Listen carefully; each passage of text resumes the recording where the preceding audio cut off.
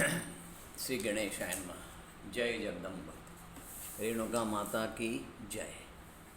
हरे राम राम राम हरे हरे, हरे कृष्ण कृष्ण कृष्ण हरे हरे, हरे राम राम राम हरे हरे, हरे कृष्ण कृष्ण कृष्ण हरे हरे, हरे राम राम राम हरे हरे, हरे कृष्ण कृष्ण कृष्ण हरे हरे, हरे राम राम राम हरे हरे, हरे कृष्ण कृष्ण कृष्ण हरे हरे, हरे राम राम राम हरे हरे, हरे कृष्ण कृष्ण कृष्ण हरे हरे, हरे राम राम राम हरे हरे, हरे कृष्ण कृष्ण कृष्ण हरे हरे।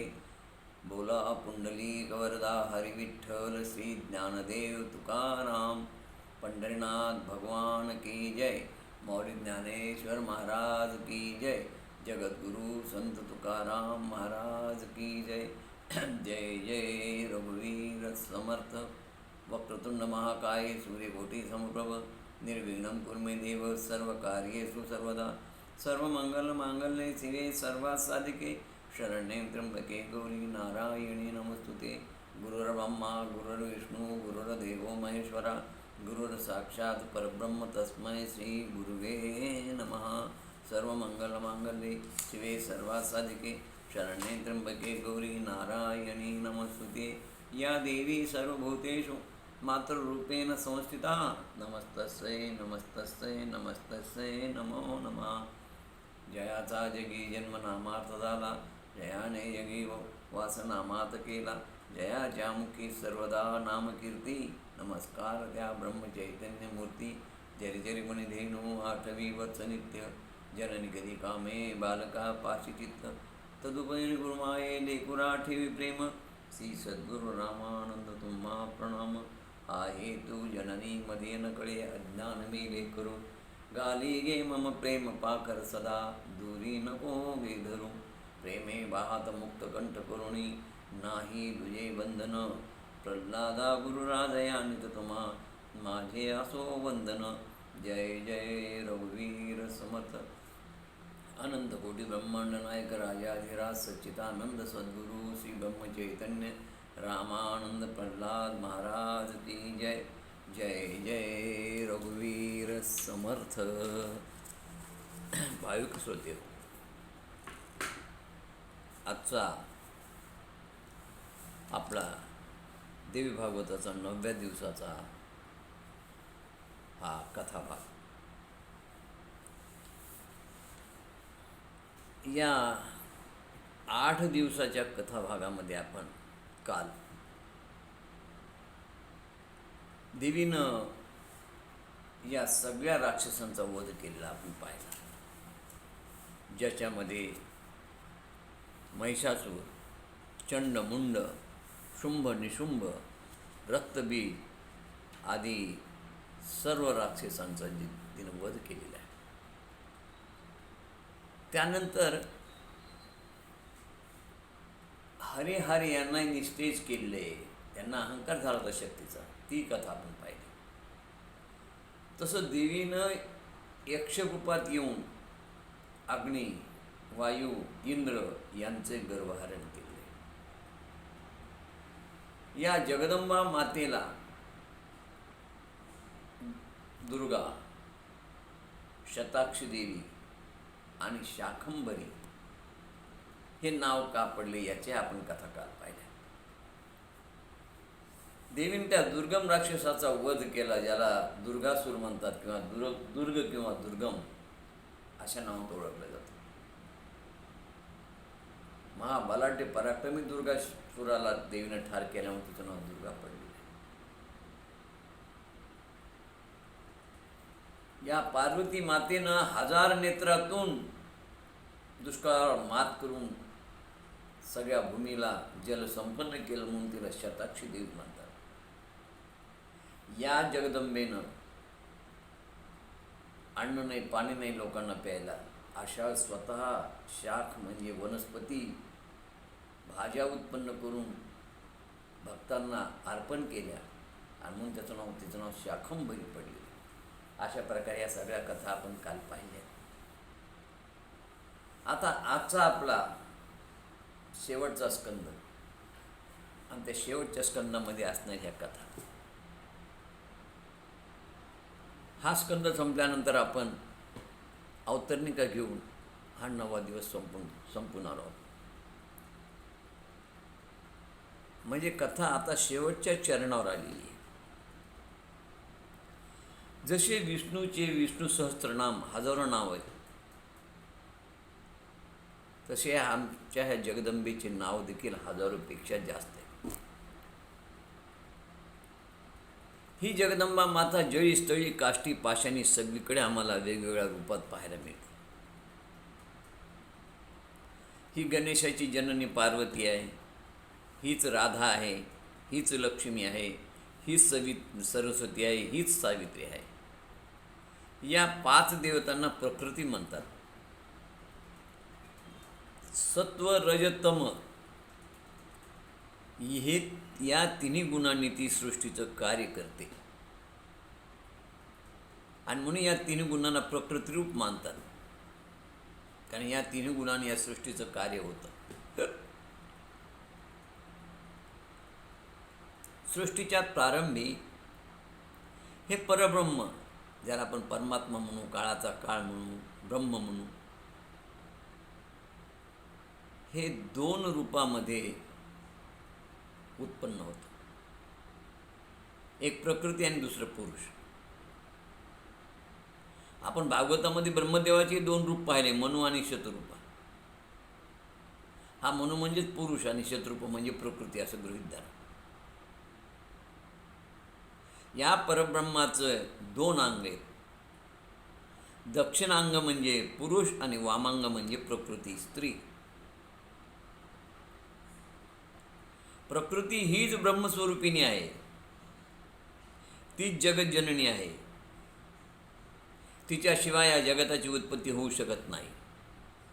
आणि तीच जगज्जननी नित्य आहे, नूतन आहे, सनातन असून ब्रह्माचे सर्व गुण तिच्यामध्ये आहेत.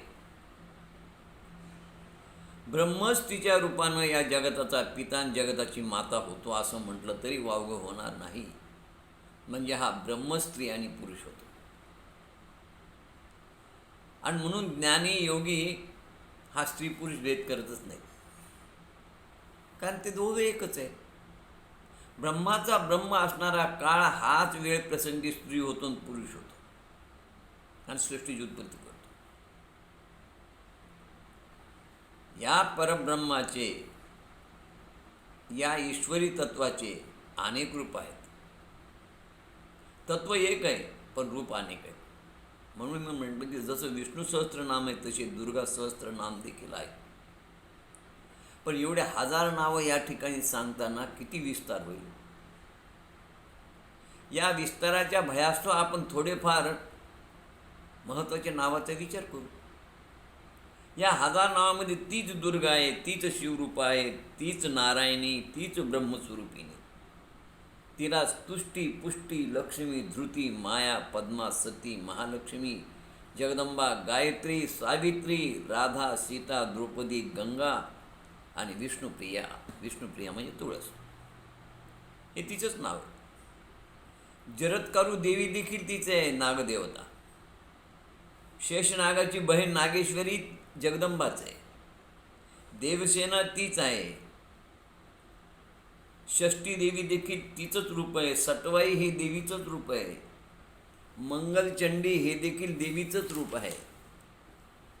काली हे देवीचंच रूप आहे. अग्नीची पत्नी स्वाहादेवी हेही जगदंबेचं स्वरूप आहे. यशाची पत्नी यश, दीक्षा, ती देखील जगदंबाच आहे. या भूतलावरती जे काही स्त्री रूप दिसतात ते सगळे जगदंबेचेच रूप आहेत बघा. पितराची पत्नी स्वधा, वायूची पत्नी स्वप्न शनिदेवी, गणेशाची पत्नी पुष्टी, ईशान्याची पत्नी संपत्ती, कपिलाची पत्नी धृती, मोहाची पत्नी दया, पुण्याची पत्नी प्रतिष्ठा, सुकर्माची पत्नी कीर्ती, उद्योगाची पत्नी क्रिया, अधर्माची पत्नी मिथ्या. सुशीलच्या 2 पत्नी आहेत, लज्जा आणि शांती. ज्ञानाच्या 3 पत्नी आहेत, बुद्धी, मेधा, धृती. त्यानंतर धर्माची मूर्ती, रुद्राची कालाग्नी,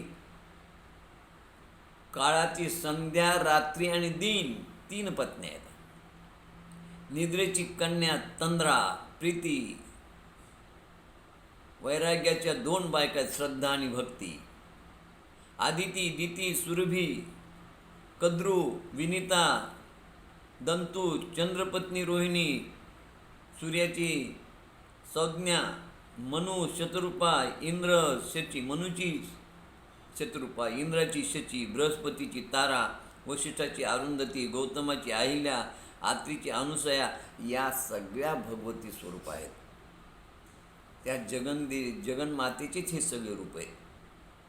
देहूती तिचंच रूप आहे, प्रसूती तिचंच रूप आहे, कर्दमा तिचंच रूप आहे, मेनका तिचंच रूप आहे, लोपमुद्रा तीच आहे, वरुणानी तीच आहे, कुंती तीच आहे, विंध्यावली तीच आहे, कांता, दमयंती, यशोदा, देवकी, गांधारी, द्रौपदी, सत्यवती, शैल्या, लक्ष्मणा, रुक्मिणी, लक्ष्मी, सीता, सावित्री आदी हे सगळे अंशात्मक हजारो रूप भारतवर्षामध्ये या देवीचे झालेले आहेत. ज्यामध्ये अहिल्याबाई आहे, राणी लक्ष्मीबाई आहे. असे अनेक नावं तुम्हाला आपल्याला या ठिकाणी घेता येतील. आजूबाजूच्या ज्या सर्व माता भगिनी आहेत, कुमारिका आहेत, हे देखील त्या जगदंबेचे रूपच आहेत, हे लक्षात घ्या. म्हणून या ठिकाणी कथा श्रवणाला बसलेल्या सगळ्या माता मला जगदंब स्वरूप आहे.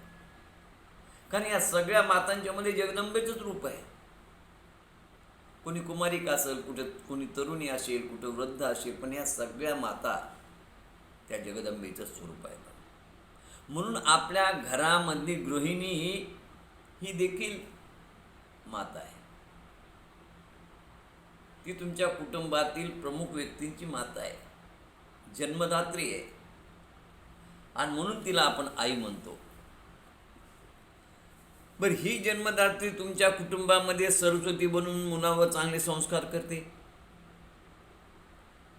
त्या मुलाच्या बोटाला धरून त्याला शिकवते. आणि ती जर शिक्षण करून घेऊन धंदा करून जर ती जर घरात जर नोकरी करून हातभार लावत असेल तर तिला आपण लक्ष्मी म्हणतो. संस्कार करत असेल घरात तर तिला सरस्वती म्हणतो. आणि जेव्हा कुटुंबावर काही एखादा वाईट प्रसंग येतो तेव्हा ती कुटुंबाच्या समोर सामोरे जाऊन हिमतीनं मोठ्या त्या संकटाचा मुकाबला करते, तेव्हा ती चंडिका रूप असते. म्हणजे घरातली स्त्री ह्या 3 रूपात तुम्हाला पाहायला मिळते. म्हणून अशा आंबेचं तत्व एक पण स्वरूप अनेक आहे. या दुर्गेचं प्रथम पूजन कोणी केलं तर राजा सुरथानं केलं, त्यानंतर रामप्रभूनं केलं बघा किष्किंधेमध्ये. सावित्रीचं प्रथम पूजन जे ते राजा अश्वपतीनं केलेले भारतामध्ये. सरस्वतीचं प्रथम पूजन ब्रह्मदेवानं केलेलं आहे. राधेचं प्रथम पूजन गोलोकात रासमंडलात झालेले. यानंतर पुढे 11वा 12वा स्कंद येतो. या 11 12मध्ये श्रेष्ठा देवीचे चरित्र आहे, चंडी देवीचे चरित्र आहे, मनसा देवीचे चरित्र आहे, भ्रामरा देवीची कथा आहे. अरुण नावाच्या राक्षसाला ठार करण्याकरता देवीनं भ्रमर रूप घेतलं होतं आणि म्हणून तिला भ्रामरी देवी म्हटलं नाव पडलेलं. अशा अनेक कथा आहेत बघा 11व्या आणि 12व्या स्कंदामध्ये. षष्ठी देवी, चंडी देवी, मनसा देवी, भ्रामरी देवी. त्यानंतर याच 11व्या 12व्या स्कंदामध्ये रुद्राक्ष महात्म्य आहे, याचे अनेक अध्याय आहेत. जपमाळतीचं महत्त्व याचे अध्याय आहेत. भस्मा विभूती त्याचं महात्म्य आहे. गायत्रीचा महिमा आहे, गायत्री जपाचं महत्त्व आहे, गायत्रीची उत्पत्ती, गायत्रीचं महात्म्य सगळं वर्णन केलं, अनेक अध्याय. आता आधी जर सगळ्या अध्यायांचं जर या ठिकाणी विवेचन केलं तर केवढं विस्तार होईल. म्हणून विस्तार भयास्तव आपल्याला या सगळ्या गोष्टीची तर चिंतन करता येत नाही. जिज्ञासूला, जाणकाराला ज्यांना या सगळ्या गोष्टीचं ज्ञान हवं आहे, माहिती हवी, त्या जाणकारांनी देवी भागवताचं चिंतन करावं. देवी भागवतामधला 11वा 12वा स्कंद पाहावा, ज्याच्यामध्ये श्रेष्ठ देवीची, चंड देवीची, मनसा देवीची, भ्रामरा देवीच्या कथा आहेत. त्याच्यामध्ये रुद्राक्षचं महात्म्य आहे, जपमाळेचं महत्त्व आहे, भस्म विभूतीचं महात्म्य आहे, गायत्रीचा महिमा आहे. या सगळ्याचा अभ्यास, अध्ययन आपल्याला त्यातून करता येईल आणि जिज्ञासून करावं. परंतु कथा सांगताना 9 दिवसामध्ये हे सगळी एवढी कथा मोठी सांगता येत नाही. आणि एवढी कथा सांगण्यासाठी तेवढा विस्तार भया असतो, तेवढा वेळ कोणाजवळ नसतो. आणि म्हणून मग शेवटचा जो अध्याय असतो तो फलश्रुतीचा आहे. या फलश्रुतीमध्ये संपूर्ण देवी भागवत श्रवण केल्यानंतर व्यासाने जन्मेजयाला सांगितलं. आणि भागवत श्रवण केल्यानंतर जो जन्मेजय पित्याची दुर्गती थांबावी म्हणून सर्पयज्ञ करत होता, आस्तिक मुनीने त्याला यज्ञातून थांबवलं होतं. त्याच जन्मेजयाला आस्तिक मुनीने सांगितलं तो आंबा यज्ञ कर. सर्पयज्ञ हा तामसी यज्ञ आहे आणि ज्या आंबा यज्ञानं तुझ्या पित्याला सद्गती मिळेल. आणि म्हणून जन्मेजयानं धौम्य ऋषीच्या मदतीनं या भागवताचं वाचन केलं, श्रवण केलं आणि पित्याला सद्गती कशी प्राप्त झाली हे जे ते पुढे 12व्या स्कंदामध्ये दिले. 12व्या स्कंदामधला हा 14वा अध्याय आहे.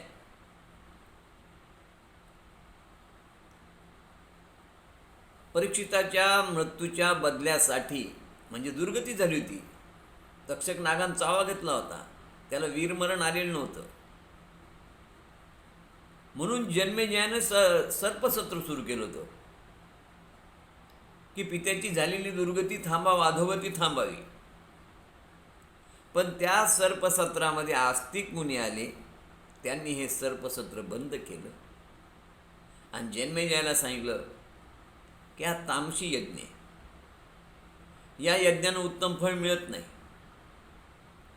तुझ्या पित्याच्या स्वर्गप्राप्तीसाठी तू श्रीमद देवी भागवत या पुराणाचं श्रवण कर आणि ज्याच्या श्रवणानं तुझ्या पित्याला मुक्ती मिळेल आणि त्यात तुझं कल्याण होईल.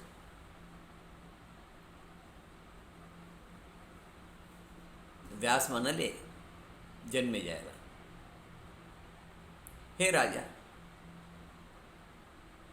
प्रत्यक्ष नारायणानं सांगितलेलं नारद मुनी जे काही श्रीदेवी पुराण सांगितलं ते मी तुला सांगितलं. मी या ठिकाणी तुला संपूर्ण देवी भागवत कथा सांगितली. राजा, तू आता पित्याच्या दुर्गतीमुळे दुःखी झालास. तुला आठवतं की मागे तुला आस्तिक मुनींनी सर्पयज्ञ बंद करायला लावला आणि तुला देवी भागवताचं चिंतन कर, श्रवण कर म्हणून सांगितलं होतं.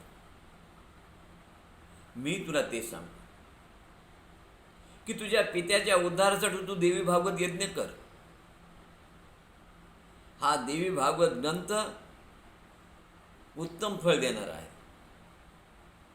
आणि तसंच तू देवीचा नवार्ण मंत्र देखील ग्रहण कर आणि त्याचं सतत चिंतन कर, तुझं कल्याण होईल.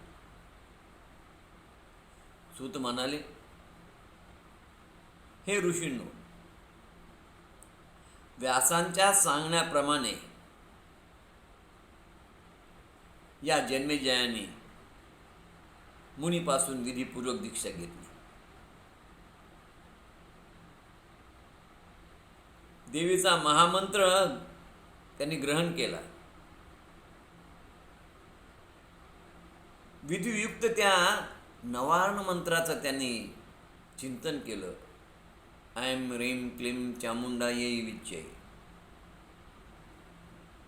आणि त्यावेळी ब्राह्मणाकडून श्रीमद देवी भागवत वाचून घ्यायचं त्यानं निश्चय केला आणि धौम्य ऋषीला पाचारण केलं, त्यांना विनंती केली, त्यांना बोलावून घेतलं आणि धौम्य ऋषीच्या हाताने त्याने देवी यज्ञ केला. आता धौम्य ऋषीचा हा देवी यज्ञ चालू असताना आकाशातून नारद महर्षी आणि व्यास तिथं प्रकट झाले. नारद म्हणाले, हे जन्मेजय, तुझा दुर्गतीस गेलेला पिता आजच त्याला दिव्य देह धारण प्राप्त झाला आणि तो मणिद्वीपात जगदंबेच्या ठिकाणी पोहोचलेला आहे.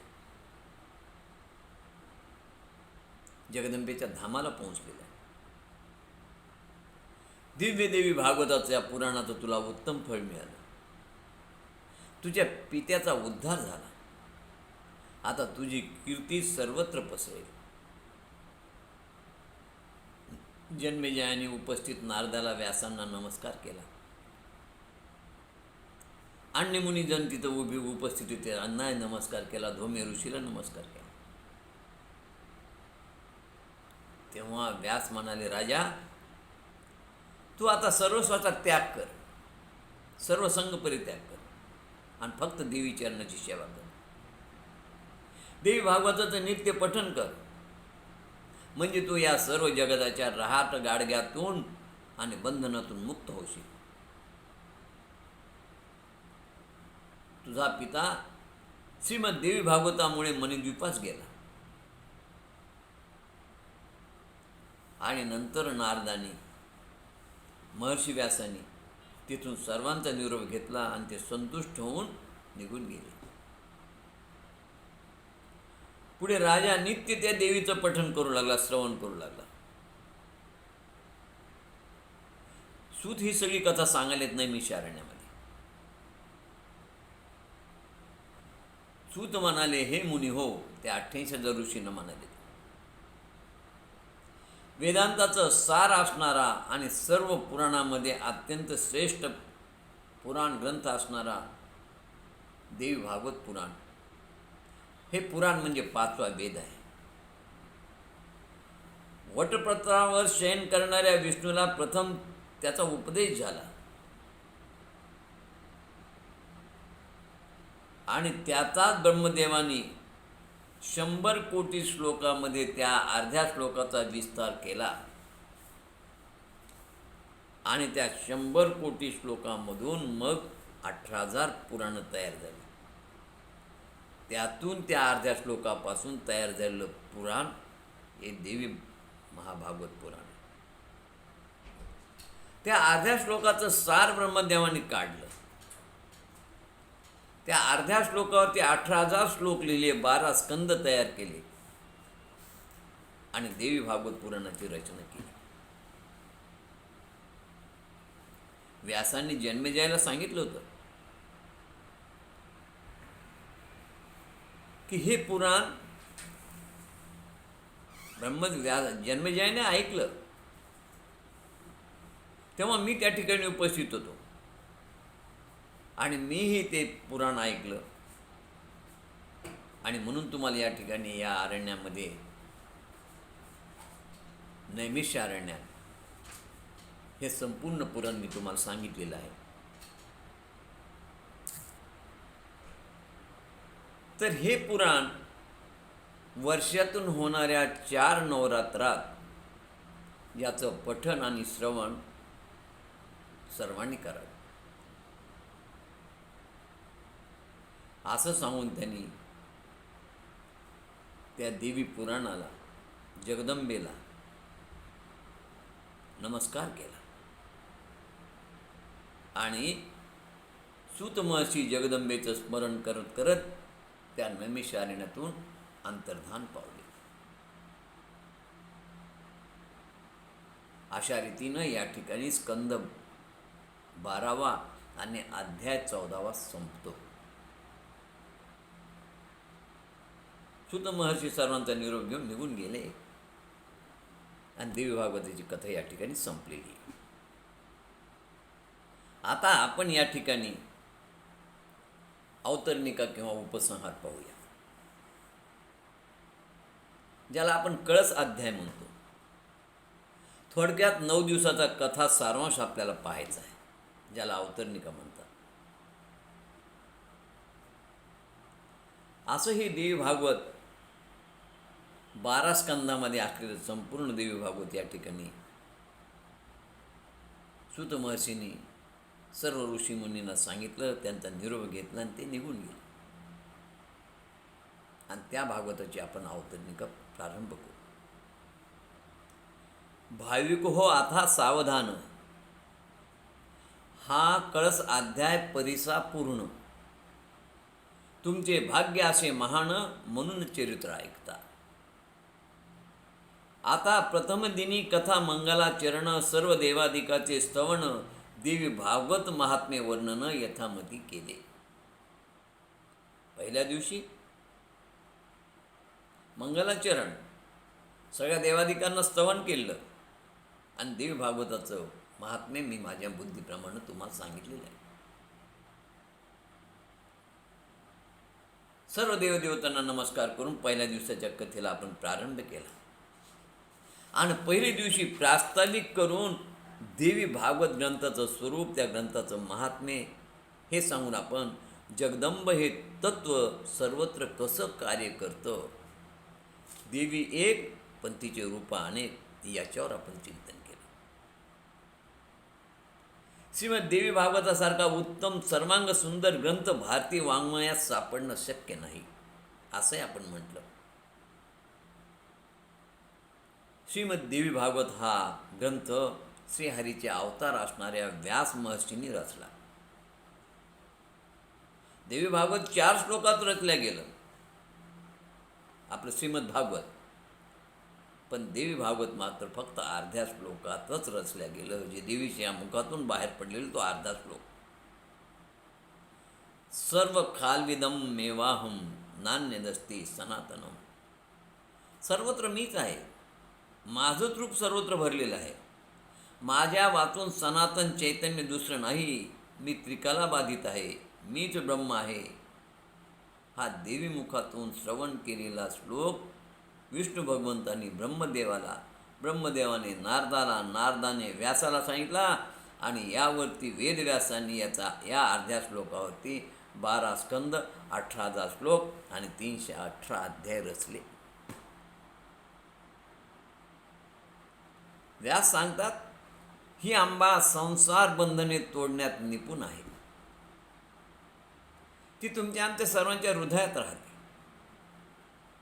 तिला जागवावं लागतं, म्हणून 9 दिवस आंबेचा जागर करावा लागतो. जगदंबेला उदयोस्तू म्हणून तिला जागवावं लागतं. उदयोस्तू म्हणजे आमची शक्ती असलेली आंबा माते, तू आमच्या हृदयात जागी हो. तू आमची आंतरिक शक्ती आहे आणि तिला जागृत होण्यासाठी आपल्याला तिची उपासना करावी लागते नवरात्रामध्ये 9 दिवस. आणि त्याकरता श्रीमद भागवत श्रवण करावं. जगदंबेची कथा असणाऱ्या या भागवत पुराणाला धर्मग्रंथामध्ये तोड नाही. सर्वश्रेष्ठ असं हे श्रीमद भागवत पुराण आहे. हे 9 दिवसाचं जागरण आहे. येथे भगवंताच्या अंतर्मनातील सुप्त शक्तीनं जाग केलं जातं आणि याला जागरण म्हणतात. आणि ती सुप्त शक्ती कुठे आहे? तर ती सुप्त शक्ती तुमच्या आमच्या श्रोत्याच्या हृदयामध्ये आत्मारूपानं वास्तव्य करत आहे, विराजमान आहे. या अंतर्मनातील त्या सुप्त शक्तीला, त्या ब्रह्मविद्येला, त्या कुंडलिनीला, त्या चैतन्य शक्तीला आपल्याला जाग करायचं. ही शक्ती आपल्या अंतरंगात आहे आणि या शक्तीमुळे या जीवाला जीव पण प्राप्त होतो. त्या आपल्या अंतरंगात असणाऱ्या या चैतन्य शक्तीची ओळख आपल्याला या 9 दिवसामध्ये करून घ्यायची आहे. या 9 दिवसाचं त्यामुळे जागरण करायचं. ही देवी भागवताची कथा इतर कथापेक्षा वेगळी आहे. ही कथा नसून हा एक यज्ञ आहे, ज्याला आंबा यज्ञ म्हणतात. या यज्ञाची अनुभूती वेगळी आहे. ही एक आगळ्या वेगळ्या तत्वाची कथा आहे. येथे मुख्य कथेतून अनेक उपकथाचं चिंतन केलेले आहे. अशा ह्या कथा अन्य कुठे तुम्हाला ऐकायला मिळणार नाही. आता काही चाणक्य श्रोते म्हणू शकतात की गुरुजी, तुम्ही भागवतात सांगितल्याप्रमाणे कृष्ण प्रमुख देवता आहे, रामकथेत राम, शिवपुराणात शिव, विष्णू पुराणात विष्णू, गणेश पुराणात गणेश, वामन पुराणात वामन. आणि देवी भागवतात तुम्ही तेच सांगतात की देवी हेच सर्वश्रेष्ठ म्हणून. मग अशा भिन्न भिन्न चरित्रातून भिन्न भिन्न देवतांची चरित्रे आली आहेत. या सर्व देवात एकच समर्थ देव नाही का सामर्थ्यशील? मग एकच जर सामर्थ्यशील देव असेल तर मग बाकी देव का पूजायचे? किंवा मग बाकीची पुराणं काय ऐकायची? जिज्ञासू श्रोत्याचा हा प्रश्न योग्य आहे, पण थोडं समजून घ्या. सर्व ब्रह्मांडाचं तत्व एकच आहे आणि ते नाव रूपाच्या पलीकडे आहे. त्या एकाच तत्वाची ही भिन्न भिन्न नावं आहेत. कोणी त्याला राम म्हणेन, त्याला कोणी कृष्ण म्हणेन, त्याला कोणी शिव म्हणेन, त्याला कोणी गणेश म्हणेन, त्याला कोणी गौरी म्हणेन. म्हणजे एकाच तत्वाची ही भिन्न भिन्न रूप आहे आणि या तत्वाची भिन्न भिन्न कार्य आहेत, भिन्न भिन्न चरित्र आहेत, भिन्न भिन्न तत्व आहेत. मात्र या सर्वांचं मूळ तत्व एकच आहे. नावा रूपाप्रमाणे कार्याप्रमाणे हा त्याचं कार्य करत असतो. हे तत्व जीव आहे, हे तत्व शिव आहे, हे तत्व परमात्मा आहे, हे तत्व परब्रह्म आहे, हे तत्व सद्गुरू आहे, हे तत्व जगत आहे, हे तत्व जगदीश्वर आहे. जसं व्यक्ती एक असतो, तो कोणाच तरी बाबा असतो, कोणाच तरी आजोबा असतो, तोच कोणाच तरी मामा असतो, तोच कोणाच तरी काका असतो, तो कुठे एखादा गुरुजी असतो. व्यक्ती एक, पण त्याच्या कर्तव्याप्रमाणे आणि नात्याप्रमाणे नावं भिन्न आणि त्याचं कार्य भिन्न असतं. गुरुजी म्हणले की त्याचं कार्य वेगळं आलं, आजोबा म्हणले की आजोबाचं नातवंडाच्या प्रति कार्य वेगळं आलं, काका म्हणले कार्य वेगळं आलं. व्यक्ती एक पण रूप अनेक. तसं या मातेचं हे ब्रह्म एकच आहे परमात्मा, पण त्यानं हे अनेक घेतलेली वेगवेगळे रूप आहेत. म्हणून जीव शिव परमात्मा परब्रह्म सद्गुरू जगत जगदीश्वर सगळे सगळे एकच आहे. या जगताची उत्पत्ती दोन निरुपाधिक तत्वातून झाली. एक पुरुष आणि दुसरा प्रकृती. पुरुष म्हणजे देव आणि प्रकृती म्हणजे देवी. आणि हे दोन्ही तत्व निर्मितीसाठी कधी बाप होतं तर कधी आई होतं, जगतजननी होतं, आदिमाया होतं, आदिशक्ती होतं. कबीर सागर नावाच्या ग्रंथामध्ये दिलेले आहे की काळ व ब्रह्म एकच आहेत. ब्रह्म हे पती तर देवी ही त्याची पत्नी आहे. त्या ग्रंथाचं स्पष्ट लिहिलं की ब्रह्माचा दुर्गेशी विवाह झाला, तिने 3 पुत्रांना जन्म दिला. ब्रह्मा विष्णू महेश हे तिचेच पुत्र आहेत. आणि या जगदंबेनं यांना 3 शक्ती प्रदान केल्या आहेत आणि त्याच पत्नी रूपात त्यांच्याबरोबर आहेत. म्हणजे हीच माता होती आणि हीच पत्नी होती. विष्णूला महालक्ष्मी उर्फ गौरी, ब्रह्मदेवाला सावित्री सरस्वती, शंकराला सती पार्वती अशा या शक्ती दिलेल्या आहेत. तीच प्रत्येक युगामध्ये या परब्रह्माबरोबर जन्माला येते. तीच सीता आहे, तीच राधा आहे, तीच वेदवती आहे, तीच द्रौपदी आहे, तिचीच ही रूप आहे. पुराणातील प्रत्येक देवतामागे एक शक्ती कार्य करत असते. सीतेमागे राम, रामामागे सीता आहे, कृष्णामागे राधा आहे, महेशामागं उमा आहे, विष्णूमागं लक्ष्मी आहे, ब्रह्मामागं सावित्री आहे. याचा अर्थ देवीचा सर्वत्र आविर्भाव पाहायला मिळतो. आता देवी भागवतामध्ये आणि इतर पुराणामधल्या अनेक कथा फार भिन्न भिन्न आहेत. याचं कारण असं म्हटलं जातं की कल्पांत दोष आहे. हा फार जुना हजारो वर्षापूर्वीचा ग्रंथ आहे. 30 कल्प आहेत आणि प्रत्येक कल्पामध्ये हे सगळ्या कथा घडत असतात. राम होतो, कृष्ण होतो, विष्णू होतो, नरसिंह होतो, वामन होतो. हे सगळे अवतार प्रत्येक कल्पात होत असतात आणि प्रत्येकला त्यामुळे कथा थोड्या थोड्या वेगवेगळा फरक असतो आणि म्हणून त्यांना कल्पांत दोष म्हणतात.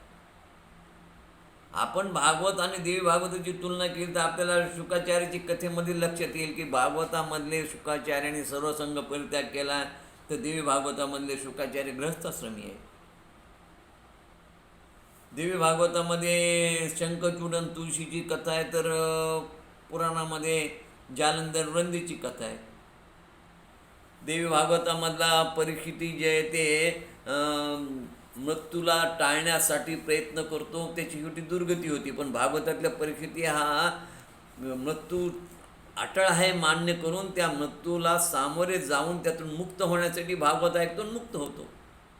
पुढे याला देवी भागवत ऐकून याची दुर्गती कमी व्हावी लागते. वृत्रासुराच्या कथेमध्ये फरक आहे. हे देवी भागवत या सगळ्या 18 पुराणा उपपुराणामध्ये श्रेष्ठ कसं हे देखील या पहिल्या दिवसाच्या प्रास्ताविकामध्ये वर्णन केले, की हा एक श्रेष्ठ आणि गोपनीय ग्रंथ आहे. गुप्त पुराण आहे, दिव्य अद्भुत पुराण आहे, रहस्यमय पुराण आहे. अनेक गूढकथा, कल्याणकारक आख्यान याच्यामध्ये आहेत आणि अनेक धर्मग्रंथांमधलं गोपनीयता, गुप्त मार्गदर्शन या देवी भागवतात केलेले आहे. शीघ्रफळ देणारं आहे, मुक्ती दोन्ही देणारं आहे. आणि देशामध्ये शक्ती उपासक जास्त आहेत. जगदंबेची उपासना करणाऱ्यांची संख्या जास्त आहे. 108 पीठ आहेत आणि वर्षातून 4 वेळा नवरात्र होतो. या नवरात्रामध्ये हजारो देवी भक्त सहभागी होतात. बरं, हिच्याजवळ अपपर भाव नाही. शक्तीची उपासना करणे सगळेच आहेत. देव आहेत, दानव आहेत, रावण आहे, कुंभकर्ण, इंद्रजित आहे, अहिरावण आहे, महिरावण आहे. सत्ययुग, त्रेतायुग, द्वापारयुग, प्रत्येक युगातील राजांनी, ऋषी मुनींनी सर्वांनी या देवीचं सहाय्य घेतलेले, तिची उपासना केली आणि देवीने त्या सर्वांना मदत केली आहे. प्रवृत्ती निवृत्ती कार्य दोन्हीच्या मार्गीयांना मार्गदर्शन करणारा हा ग्रंथ आहे. दुःखाची निवृत्ती करणारा, परमानंदाची प्राप्ती करून देणारा हा ग्रंथ आहे. ज्या देवी भागवतामध्ये ज्ञान, भक्ती, वैराग्याच्या कथा येतात, नरद्याचं सार्थक करणारा हा ग्रंथ आहे आणि सत्वर पावणारी देवी आहे. त्या वसुदेवानं देवी भागवत श्रवण करतात, त्याचं फळ त्याला ताबडतोब मिळालं, याचा उल्लेख देवी भागवतात आहे. श्रीमंतक मण्याची कथा आणि तो मणी प्राप्त होऊन जांबुवंताच्या गृहेतून जांबुवंतीसह कृष्ण परमात्मा परत आले, ते नारदाने केलेल्या देवी भागवत पारायणाचं फळ आहे. अशा प्रकारचं देवीचं महात्म्य देखील या पहिल्या दिवसाच्या कथेमध्ये या सविस्तर कथा आल्या. राधेचं चरित्र आहे, सीतेचं चरित्र आहे, श्रीमंतक मण्याच्या कथेचं कथा आहे. यानंतर मग दुसऱ्या दिवसाचा कथाभाग सुरू होतो. द्वितीय दिवशी कथा, नैमिष्य अरण्ये कथा कथन. बघा, द्वितीय दिवशी कथा वर्णन, नैमिष्य अरण्ये कथा कथन, शुक व्यास अवतार ग्रहण, शुकांचा गृहस्थाश्रम कथिला. 28,000 ऋषी त्या नैमिष्य अरण्यामध्ये आले कलीचा प्रादुर्भाव होऊ नये म्हणून, आणि तिथं त्यांनी हे देवी पुराण सुरू केलं. आता यानंतर व्यासांचा जन्म आहे, कसा झाला, व्यासांचे माता पिता कोण. मत्स्यगंधा आणि पराशर ऋषी यांच्यापासून व्यासांचा जन्म झाला. मत्स्यगंधेचा जन्म कसा झाला याचे वर्णन आले की उपरिचर नावाचे वसू विमानातून त्यांचं वीर्यस्खलन झालं. यमुना नदीमध्ये असणाऱ्या मासोळीनं, जिचं नाव आद्रिका होती, अप्सरा होती, तिनं त्या मासोळीनं ते ग्रहण केलं आणि आद्रिकेपासून आणि उपरिचर वसूपासून ही मत्स्यगंधा निर्माण झाली. मत्स्यगंधेच्या पराशर ऋषीची भेट झाली. या पराशर आणि मत्स्यगंधेपासून व्यासांचा जन्म झाला. सविस्तर वर्णन. नंतर मग व्यासांनाही चिमणा चिमणीचा संसार पाहून आपल्यालाही पुत्र व्हावा आणि तो पती न होता, पत्नी न करता पिता व्हावं, त्याकरता कोणत्या देवाची आराधना करावी. आणि म्हणून मग नारदांनी सांगितलं की तुम्ही आदिमाय आदिशक्ती भगवतीची आराधना करा. ब्रह्मा विष्णू महेश तिचंच कार्य करतात. आणि मग या ठिकाणी त्या जगदंबेचं महात्म्य सांगताना तिनं मधुकैटभ दैत्याला विष्णूच्या हाताने कसा त्यांचा वध केला, हयग्रीवाचंही कशा रीतीनं वध या देवीनं केला आणि तो विष्णूच्या हाताने कसा केला, या दोन्ही कथा सांगून जगदंबेचं महात्म्य इथं वर्णन केलेलं आहे. त्यानंतर मग या व्यासांच्या मनामध्ये मग व्यासाने जाऊन जगदंबेची तपश्चर्या केली, शंकराची तपश्चर्या केली. दोघंही त्यांना प्रसन्न झाले. जगदंबेने सांगितलं, ठीक आहे म्हणाले, तुला पुत्र प्राप्त होईल म्हणाले. पतीनं होता. आणि महादेवानं सांगितलं, मी तुमच्या पुत्र म्हणून जन्माला येईल. आणि अशा रीतीनं ते आरणीनं यज्ञाचं मंथन करत असताना एवढ्यात घृताची नावाची अप्सरा समोर आली. आणि ती समोर येतात व्यासांचा विवेक जागृत झाला. आणि त्यांच्या लक्षात आलं की उर्वशीच्या अधीन झालेल्या पुररव्याची जी हालत झाली, ती आपली हालत आपण ज्या या घृताचीच्या नादी लागलं तर होऊ शकते. आणि म्हणून या ठिकाणी पुररव्याची कथा येते. इला आणि बुध यांचा तो पुत्र. आता इला आणि बुध यांच्या कथेसाठी ही इला कोण? त्या कथात कथा अशी येते की शुद्दुम्न नावाचा राजा, जो स्त्रीत्व त्याला प्राप्त झालं, आणि या स्त्रीत्व प्राप्त झाल्यानंतर तिचं नाव इला झालं. आणि या इलाचं बुधाचं प्रेम जमलं. हा बुध कोण आहे? तर हा बुध आहे चंद्राचा पुत्र, जो तारा या गुरुपत्नीपासून झालेला पुत्र आहे, अशी कथा येते. आणि बुध आणि इला यांच्यापासून हा पुररवा जन्माला आला, जो त्या अप्सरेवर प्रेम करतो. परंतु अप्सरा त्याला धोका देऊन निघून जाते. आणि मग तो तिच्यासाठी वेडा होतो. याचं स्मरण व्यासांना होतं. आणि म्हणून व्यास त्या घृताचीचा तिची जी नजर तिच्याकडे पाहत पण नाहीत आणि तिला रिस्पॉन्स देत नाहीत कसल्या प्रकारचा. पण त्या घृताचीला पाहिल्याबरोबर यांचं वीर्यस्खलन झालं. ते त्या मंथन करत असलेल्या त्या मंथ्यावर पडलं आणि त्यातून तेजस्वी अग्नीसारखा पुत्र उत्पन्न झाला. ती घृताची त्या ठिकाणाहून घाबरून शुकमादीच्या रूपामध्ये निघून गेल्यामुळं तिचं आठवण म्हणून त्यांनी पुत्राचं नाव शुकाचार्य ठेवलं. आता व्यासाने शुक्राचार्यांना विवाह कर म्हणून सांगितलं, गृहस्थाश्रमात स्वीकार कर म्हणून सांगितलं, पण ते तयार होईनाच. शेवटी व्यासांनी त्यांना जनकाकडे पाठवलं आणि जनक राजाच्या उपदेशाने शुकाचार्याने गृहस्थाश्रमाचा स्वीकार केला. पितराची पिवरी नावाची कन्या हिच्याशी विवाह झाला आणि त्यांना कृष्णा, गौरंग प्रभू, त्यानंतर भुरी, देवश्रुत 4 मुलं आणि कीर्ती नावाची मुलगी झाली. मोठा मुलगा कृष्णा, दुसरा गौरप्रभू, भुरी आणि देवश्रुत. या सर्वांचे विवाह करून व्यवस्थित गृहस्थाश्रम पार पाडून ते बद्रिकाश्रमी गेले आणि तिथं नारदाच्या कृपाप्रसादाने त्यांना मुक्ती प्राप्त झाली. अशा प्रकारची कथा शुकाचार्याची या अध्यायात येते. त्यानंतर 3ऱ्या दिवसाची कथा. तृतीय दिवशी कथा विवेचन. शंतनू चरित्र सविस्तर सांगून पांडव वंश विस्तार कथन जन्मे जय सर्पशस्त्र वर्णिले. शुकाचार्याचा जन्म, त्यांचा गृहस्थाश्रम, व्यासांचा जन्म, या सगळ्या कथा जे ते 2ऱ्या दिवसात आल्या. आणि 3ऱ्या दिवशी आता शंतनूचं चरित्र, पांडवाचं चरित्र, जन्मेजयाचं सर्पसत्र आदी कथा या 3ऱ्या दिवसाच्या कथेमध्ये येतात. तर 2ऱ्या दिवशी आपण व्यासांचं शुकाचार्य चरित्रवन केलं. आज आता पांडवांचं चरित्र. जन्मेजया यानं सर्पसत्र केलं होतं. आता हे जन्मेजया या पूर्ण श्रीमद देवी भागवताचा नायक आहे.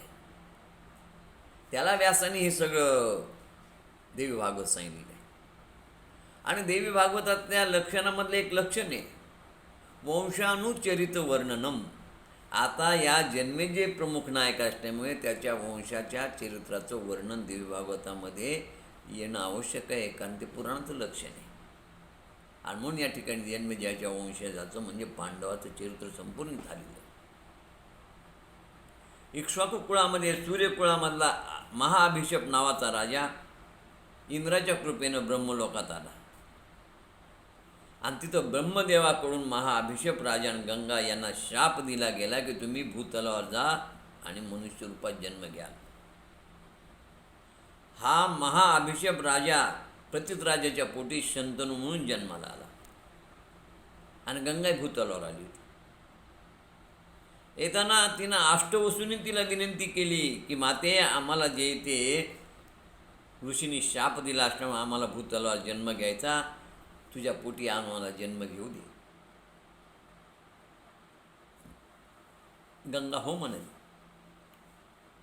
आणि गंगा आणि शंतनू यांची भेट झाल्यानंतर तिनं काही अटीवरती त्या शंतनूची विवाह केला. विवाह केल्यानंतर तिला पहिला पुत्र झाला, तिनं पाण्यात सोडून दिला. दुसरा, तिसरा, चौथा, पाचवा, सहावा 7 पुत्र पाण्यात सोडले. आणि 8वा पुत्र पाण्यात सोडताना मात्र या शंतनून तिला हटकल्यामुळं ती त्या देवव्रत भीष्माला सोडून निघून गेली. हा देवव्रत भीष्म मोठा झाला. पुढे शंतनू तर त्या सत्यवती उर्फ मत्स्यगंधा कुळाची कन्या हिच्यावर प्रेम बसलं. आणि त्या दोघाचा विवाह व्हावा म्हणून भीष्माचार्याने प्रतिज्ञा केली की मी विवाह करणार नाही. प्रतिज्ञाच केली. आणि मग पुढे त्याने विवाह केलाच नाही. या शंतनू आणि सत्यवतीपासून 2 मुलं झाले, चित्रांगद आणि विचित्रवर्य. चित्रांगद हा युद्धामध्ये गंधर्वाकडून मारला गेला. त्यानंतर विचित्रवर्य राजा झाला. भीष्माचार्यानं काशी राजाच्या मंडपातून म्हणजे अंबिका अंबालिका यांचा विवाह ठरलेला होता. काशी राजा त्यांचे पिता. त्या स्वयंवरातून त्यांनी अंबिकेला पळून आणलं आणि विचित्रवर्याशी त्यांचा विवाह केला. परंतु विचित्रवर्याला क्षयरोग झाल्यामुळं त्यालाही संतती झाली नाही, पण तो देह सोडून निघून गेला. आता सत्यवतीनं भीष्माचार्यालाच विनंती केली की तू विवाह कर या दोघींची, पण भीष्माचार्याने सांगितलं माझी प्रतिज्ञा, मी विवाह करणार नाही. शेवटी व्यासापासून नियोगनिधी पद्धतीनं धृतराष्ट्र, पांडू आणि विदुर जन्माला आले. पांडू अल्पायुषी ठरला आणि म्हणून अंध असणारा धृतराष्ट्र हा गादीचा मालक झाला, राजगादीवर बसला. त्याला 101 पुत्र झाले होते धृतराष्ट्राला.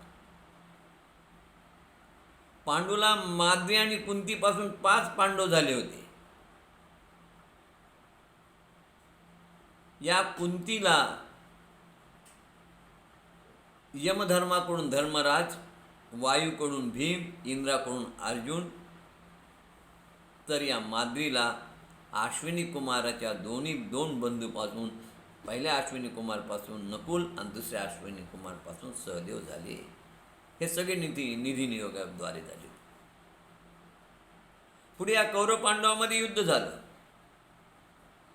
धृतराष्ट्राचा मेहुणा गांधार देश सोडून आला होता. तो दुष्ट होता आणि या धृतराष्ट्राचा सल्लागार होता विदुर. विदुर अत्यंत विद्वान होता, त्याच्या नीती प्रसिद्ध आहे. पण धृतराष्ट्राचा वडील मुलगा हा दुर्योधन या सगळ्या पांडवाचा द्वेष करत होता. या शकुनी मामानं द्यूतामध्ये फसवल्या पांडवांना. 12 वर्षाचा वनवास झाला, 1 वर्षाचा अज्ञातवास झाला आणि त्यानंतर त्यांनी येऊन राज्य मागितलं, पण यांनी राज्य दिलं नाही. कृष्ण परमात्मा शिष्टाई केली, पण शिष्टाई देखील सफल झाली नाही आणि शेवटी युद्ध झालं. या युद्धामध्ये कृष्णाला मा जगदंबेचं 35 श्लोकाचं जगदंबा स्तोत्र व्यासांनी सांगितलं. आपला कृष्ण परमात्मानी सांगितलं अर्जुनाला. आणि अशा रीतीने त्या युद्धामध्ये सगळे योद्धे मारले गेले. भीमानं दुर्योधनाची मांडी फोडली.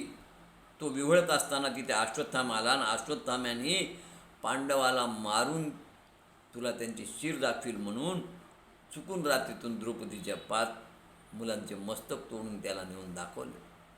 त्याने ते ओळखले. त्याला वाईट वाटलं. अरे अरे म्हणले, हे पांडव नाहीत, हे द्रौपदीचे मुलं आहेत, यांच्याशी माझं वैर नव्हतं, तू फार मूर्खपणा केलास. आणि मग हे अर्जुनाला कळल्यानंतर अर्जुनानं त्या अश्वत्थाम्याला बांधून आणलं. पण द्रौपदीने त्याला क्षमा केली. त्याला, परंतु अर्जुनानं त्याच्या डोक्यावरचा तो मणी काढून घेतला, त्याचे केश वपन केले, त्याला धक्के मारून बाहेर हाकून दिलं. त्याला हा अपमान सहन झाला नाही अश्वत्थाम्याला. त्याने उत्तरेच्या गर्भात ब्रह्मास्त्र सोडलं की सगळे पांडव जे ते आता 5 द्रौपदीचे मुलं मारले, उरला हाही पांडवाचा वंश नष्ट व्हावा या हेतूनं ब्रह्मास्त्र सोडलं. पण कृष्ण परमात्मानं त्या उत्तरेच्या गर्भात जाऊन त्या परीक्षिताचं रक्षण केलं. कुंतीनं कृष्णाचे फार आभार मानले की कृष्णा, तुझ्यामुळं पांडवाचा प्रत्येक वेळी जय झाला, विजय झाला. पांडवाचं संकट तू नाहीचं केलं. भीष्माचार्याची प्रतिज्ञा फोल केली. भीष्मानं जे ते शस्त्र तुला हाती घ्यायला भाग पाडलं, अर्जुनामुळं घेतलंस तू. उत्तरेच्या गर्भाचं रक्षण केलं. द्रौपदीची लज्जा रक्षण केली. जरासंधाचा भीमाकडून वध करून घेतलास. भीमाला धृतराष्ट्राच्या कचाट्यातून वाचवलंस. अर्जुनाकडून जयद्रथाचा वध करून घेतलास. दुर्योधन मांडीमध्ये कच्चा ठेवलास, वगैरे वगैरे हे सगळं सांगितलं. आणि अशा रीतीनं कृष्ण परमात्मा परत आले होते का, तर भीष्माचार्याची इच्छा होती की उत्तरायणामध्ये मी देह ठेवणार आहे आणि त्यास माझ्यासमोर या ठिकाणी प्रत्यक्ष भगवंत हवे. त्यांचं म्हणणंच होतं, इतना तो करना स्वामी जब प्राण तन से निकले, गोविंद नाम लेकर फिर प्राण तन से निकले. गंगा जी का तट हो, यमुना का बंशी बट हो, मेरा सावरा निकट हो जब प्राण तन से निकले. उस वक्त जल्दी आना, नहीं श्याम भूल जाना, बंशी की धुन सुनाना जब प्राण तन से निकले. उत्तरायणामध्ये पवित्र वेळी भीष्माने देहत्याग केला आणि ते इच्छा मरणी होते. विदुरानं 36 वर्षे तीर्थयात्रा केली. ते हस्तिनापूरचे प्राईम मिनिस्टर हस्तिनापूर होते. आणि नंतर विदुराने येऊन धृतराष्ट्र गांधारीचा उपदेश केला की तुमचा देह गलित गात्र झाला आहे, काळ डोक्यावर गिट्ट्या घालत आहे, वनात जाऊन तपश्चर्या करा. त्याप्रमाणे धृतराष्ट्र गांधारी हिमालयात गेले. त्यानंतर धर्मराजाने परीक्षिताला राज्याभिषेक केला आणि द्रौपदीसह तेही हिमालयात गेले. एकदा हिमालयात या 5 पांडवांनी सर्वांची इच्छा होती की आपल्या पूर्वजांना भेटावं. आणि तेव्हा वेदव्यासाने सांगितलं, ठीक आहे म्हणाले, तुम्ही स्नान करून या. जगदंबेच्या कृपेनं तुमच्या सगळ्या पूर्वजांची मी भेट घालून देईन. मायारूपी असणाऱ्या त्या भुवनेश्वरीनं पांडवाच्या सर्व आप्तांना स्वर्गातून बोलावून घेतलं आणि त्यांना पांडवांना त्या सर्वांचं दर्शन घडवलं. त्यानंतर व्यासाने आपल्या तपश्चर्याने उत्पन्न केलेल्या त्या महात्म्यांना परत नेण्यास देवीला विनंती केली. त्यानंतर देवीनं त्या महात्म्यांना स्वस्थानी परत नेले. कौरव पांडवाच्या युद्धानंतर 36 वर्षांनी प्रभास क्षेत्रावरती गांधारीच्या आणि ऋषीमुनींच्या शापामुळं यादव वंशाचा नाश झाला. बलरामाचं निर्याण झालं. कृष्ण परमात्मा निधामाला गेले आणि पांडवांनी हिमालय पर्वतावर जाण्याआधी परीक्षिताला राज्याभिषेक केला. परीक्षित राजा झाला. परीक्षिताला त्याची पत्नी इरावतीपासून 4 पुत्र झाले. सगळ्यात ज्येष्ठ पुत्र होता जन्मेजय.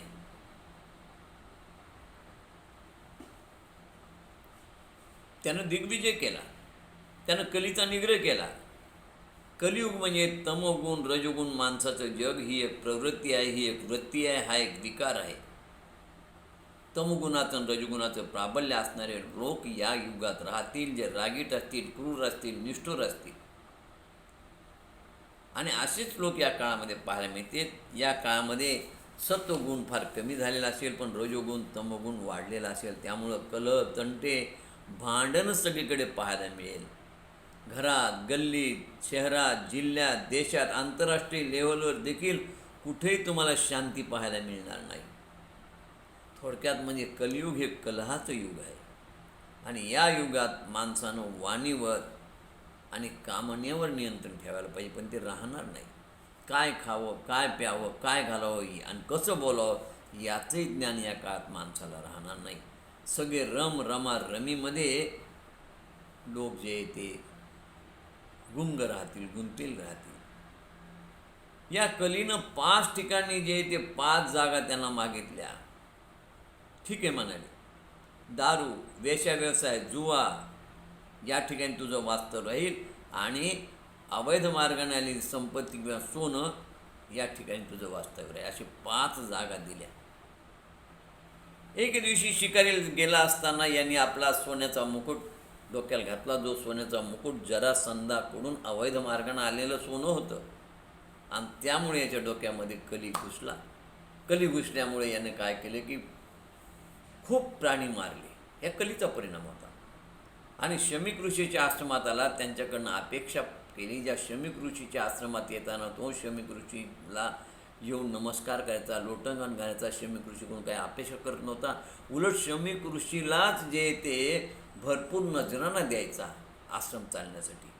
पण आज त्या मुकुट डोक्यावर घातला होता सोन्याचा, म्हणून त्याने त्याच्या डोक्यात परिणाम झाला विपरीत. कली डोक्यात शिरल्यानंतर यानं शमीक ऋषीकडनं अपेक्षा केली. शमीक ऋषी मला पाणी पण विचारत नाहीत. राग येऊन त्यांनी बाहेर मेलेला साप शमीक ऋषीच्या गळ्यात घातला. त्या ठिकाणी शमीक ऋषीचा जो मुलगा होता, गविजात त्याचं नाव, त्यानं शाप दिला, आजच्या 7व्या दिवशी तक्षक नाग चावून हा राजा भस्म होईल. मग त्यांनी त्याबरोबर मंत्रिमंडळाची बैठक बोलावली आणि 7 दिवसामध्ये मला मृत्यू येणार नाही असं काय वाटेल ते करा, साम दाम दंड सगळ्या गोष्टी करा म्हणून. मंत्रिमंडळाच्या बैठकीमध्ये त्यानं हेही सांगितलं की मंत्रिक पहा, सुरक्षा रक्षक पहा. भरपूर सुरक्षा वाढवली होती. मांत्रिकांना बोलावलं होतं आणि अशा रीतीनं काचेचा महाल बांधला होता, ज्या महालात वारासुद्धा येणार नाही. चोख व्यवस्था ठेवली होती की तक्षक नाग येणार नाही, त्याला चावणार नाही. परंतु गंमत काय झाली की तक्षक नाग घरातून निघाला आणि तेवढ्यामध्ये कश्यप नावाचा दरिद्र ब्राह्मण त्याला भेटला. त्या दरिद्र ब्राह्मणाला या तक्षकानं धनधान्य देऊन त्याला परत पाठवलं. आता इकडे आल्यानंतर पाहतात तर कडेकोट बंदोबस्त आहे. मग या कडेकोट बंदोबस्तामध्ये या तक्षकानं कसं जायचं राजापर्यंत? आजूबाजूला सुरक्षा रक्षक होते भरपूर आणि सगळे तंत्र मंत्र जादूटोना जाणणारे लोक होते. काचेचा महाल बांधला, त्या महालामध्ये होते मांत्रिक होते, ब्रह्मवृंद होते, सुरक्षा रक्षक होते. कोणालाच तिथं जाता येणार नव्हतं. आता या तक्षकानं कश्यप ब्राह्मणाला, त्या दरिद्र ब्राह्मणाला पैसे देऊन धन देऊन परत केलं, कारण तो कश्यप हा विष उतरण्यात पटायत होता. पण तिथपर्यंत प्रवेश कसा घ्यावा म्हणून यांनी काय केलं की या तक्षक नागानं आपल्याच नाग जातीच्या काही सापांना, तपस्व्यांचं साधूचं रूप घ्यायला लावलं आणि त्यांना तिथे पाठवलं. उत्तम फळं त्यांच्याजवळ दिली आणि या फळाच्या रूपामध्ये या तक्षकानं ठरवलं होतं मी आज जाईल. मोठमोठ्या फळात बसला नाही, तो एका छोट्याशा बोराच्या फळामध्ये बसला. छोटं बोराचं फळ होतं. आता या सगळ्या नागरूपी तपस्व्यांनी जाऊन त्या ऋषीचं दर्शन घ्यायची, त्यांना आशीर्वाद द्यायची विनंती केल्यानंतर सुरक्षा रक्षकांनी सांगितले की तुम्हाला जाता येणार नाही. तेव्हा म्हणले ते आम्हाला येत नाही, पण आमचे फळं तर पाठवा म्हणले प्रसाद म्हणून. त्या राजाची यातून सुटका व्हावी म्हणून आमची सगळी म्हणाले आम्ही ऋषी आम्ही ब्रह्म सगळे साधू मुनी म्हणे प्रयत्न करतो आहोत. तेव्हा ते राजाला त्या म्हणजे ते फळ पाठवले आणि त्या फळामधून सगळे फळं राजाने जे ते मोठमोठाले असणारे मंत्र्यांना वाटायला सांगितले आणि त्यातलं एक छोटंसं बोर ठेवून घेतलं. पण त्या छोट्याच्या बोरातून आळीच्या रूपामध्ये तो तक्षक बाहेर आला आणि तक्षक बाहेर आल्यानंतर त्यानं राजाला दंश केला. राजा गतप्राण झाला. आता राजाच्या मृत्यूनंतर त्याचा पुत्र जन्मेजय राजा झाला. जन्मेजयाला उत्तंक मुनीनं सांगितलं की जन्मेजया की तू सर्पयज्ञ कर. उत्तंक मुनी आणि हा जे ते याला हा उत्तंक मुनी या तक्षकाचा शत्रू होता. या निमित्ताने शत्रू मारला जाईल तक्षक म्हणून त्यांनी काय केलं, त्याला सर्पसत्र करायला सांगितलं आणि त्यांनी ते सर्पयज्ञ सुरू केला. तेव्हा तक्षक नागानं जरतारू पुत्र आस्तिक यांचं स्मरण केलं. आस्तिक मुनी यज्ञ मंडपात आले. त्यांनी जन्मेजयाला यज्ञ थांबवायला सांगितलं. तेव्हा जन्मेजय म्हणाला, मला माझ्या पित्याबद्दल तळमळ वाटते हो. माझा पिता क्षत्रिय असून त्याला रणांगणात मृत्यू न येता अंतरिक्षात मृत्यू आला आणि त्याची दुर्गती झाली. तेव्हा त्यांना परत स्वर्ग प्राप्त होईल असा काही मला उपाय सांगा. आणि त्यावेळेस मग उत्तंक मुनी म्हणाले की राजा, या सर्पयज्ञानं तुझ्या पित्याला शांती मिळणार नाही. हा तामसी यज्ञ, याच्यापेक्षा तू आंबा यज्ञ कर.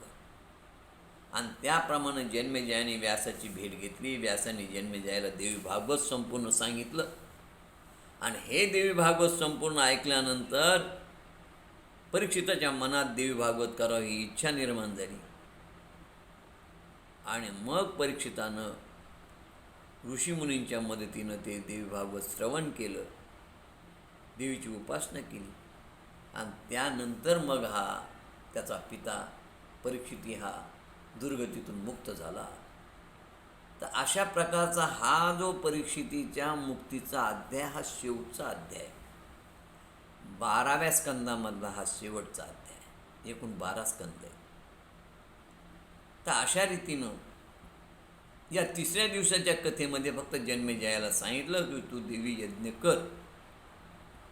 आणि पुढे मग ही संपूर्ण श्रीमद भागवत कथा आता व्यास सांगतात आणि ही पूर्ण कथा ऐकल्यानंतर मग जन्मेजय तो यज्ञ करतो. आणि म्हणून पुढची जी कथा आहे ती 4थ्या दिवसाची, त्या कथेमध्ये या देवी भागवताच्या महात्म्यामध्ये जगदंबेचं मणिद्वीपाचं वर्णन, जगदंबेचं स्वरूप, त्यानंतर सृष्टीची उत्पत्ती, जगदंबाची उपासना याचं सविस्तर चिंतन पुढे या व्यास जन्मेजयाला सांगतात. अशी ती देवी भागवताची कथा आपण पुढची उद्याच्या अंकात पाहूया. झालेली या 9व्या दिवसाच्या कथा भागाचा हा पहिला भाग या ठिकाणी आपण संपूया. झालेली सेवा जगदंबेच्या चरणी समर्पित. सेवेला पूर्णविराम.